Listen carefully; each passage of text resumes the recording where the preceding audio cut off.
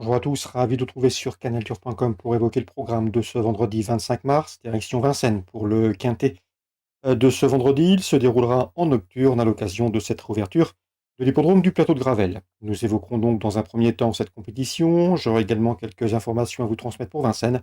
Puis nous prendrons la direction de l'hippodrome d'Agen, Réunion 4, où j'ai pu converser avec plusieurs entraîneurs y participant avec de légitimes ambitions. Ce sera dans la seconde partie de ce programme. Sachez également qu'il vous est possible de liker, de partager ce programme. C'est possible via nos différents réseaux sociaux, Twitter, encore Facebook. Concernant ce quintet, j'ai placé en tête le 8 Hercule Madric, cheval qui compte déjà de bonnes performances à ce niveau de compétition. Il a signé 2 succès cet hiver à Vincennes au mois de décembre. Il est performant sur la grande piste, il sera pieds nus, contrairement à sa dernière prestation sur les programmes de Saumur.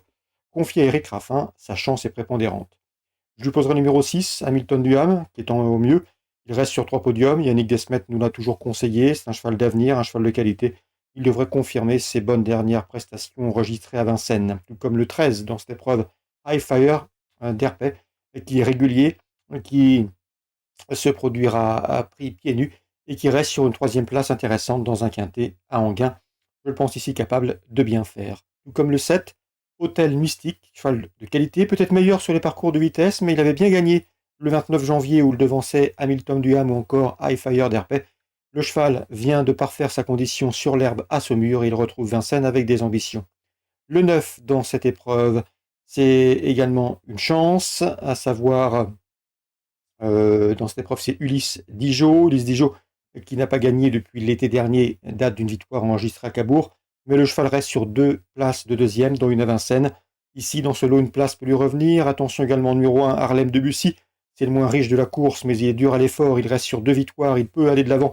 Et à mon avis, il va conserver une bonne allocation. Attention également, numéro 10, Hollywood Dubois. Cheval préservé. Cheval qui compte déjà 12 podiums en 19 courses courues. Plus confirmé sur les parcours à main droite, mais il a déjà réussi corde à gauche, on s'en méfie. Attention également numéro 12, dans cette épreuve, Horus de Romaz, déjà 8 succès pour lui en seulement 16 courses courues.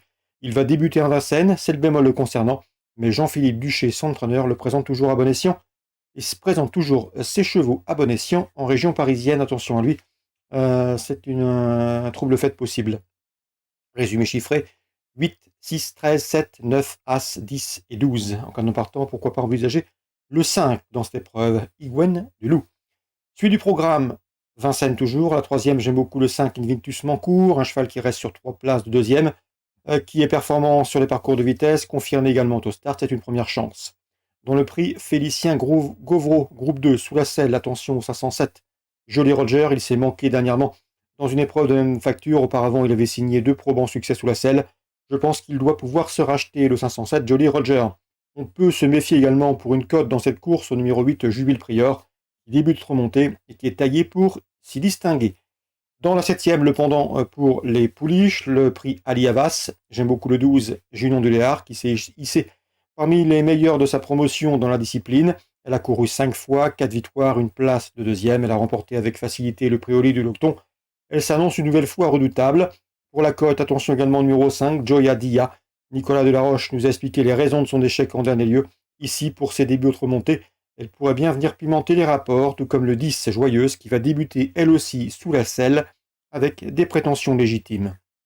712 pour la victoire, le 5 et le 10 sont en embuscade. En Agen, Réunion 4, j'ai pu converser avec Benoît Beluse, qui est basé en Bretagne, dans le Finistère, et qui présente le 106, c'est Equinoa du Patural, qui sera monté par sa fille, qui elle est stationnée dans le sud-ouest. Eh bien, Equinoa du Patural est une jument qui reste sur d'excellentes performances autre montée. Elle doit impérativement être montée de façon light, c'est-à-dire ne pas faire d'efforts dans le premier kilomètre. Et ensuite, elle peut durcir la course, elle est restée au mieux et son entraîneur la voit gagner. Le 106, Equinoa du Patural. Dans cette épreuve, on peut également se méfier du numéro 1, El Messi Joroko. Anthony Péjus me l'avait présenté un bon cheval. Le cheval lui avait donné raison dans une course pour driver amateur dernièrement pour son retour autre montée. Et avec son avantage initial de 25 mètres, il pourrait bien intégrer le podium, le 106 et le 101. Christophe Fate, confiant également avec le 512 et Rodobello. D'après lui, son cheval est compétitif dans cette catégorie. On va donc lui faire confiance. On lui opposera le numéro 10 dans cette épreuve, à savoir Helios Cadurcien, qui reste sur 2 probants succès. Je me méfie également du 505 Hermès de Gironde. Arnaud Barré l'aime bien. C'est un cheval de qualité, cheval dur à l'effort, il vaut mieux que ne l'indiquent ses derniers classements bruts. Et dans cette épreuve, il pourrait bien venir pimenter les rapports d'un trio. 510, 12 et 505 pour une cote. Arnaud Barré est confiant également avec le 613 Gaïa des Roseaux. Sa dernière course avait pour but de la préparer en vue de cette course visée. C'est un objectif, un bel engagement pour cette jument. D'ailleurs, la course est réservée aux femelles de 6 ans. C'est la plus riche du lot. Elle possède de surcroît le meilleur chrono du peloton sur ce parcours, en 1:13:6. Et à mon avis, ici, elle doit pouvoir jouer les premiers rôles, le 613, à savoir Gaïa des Roseaux, préparée en conséquence pour cet objectif. Concernant Julien Fouin, je vous en ai déjà parlé, du 705 Ikem Narcy, bon cheval. Il avait gagné à Bellecote à l'occasion d'une victoire enregistrée dans le sud-ouest.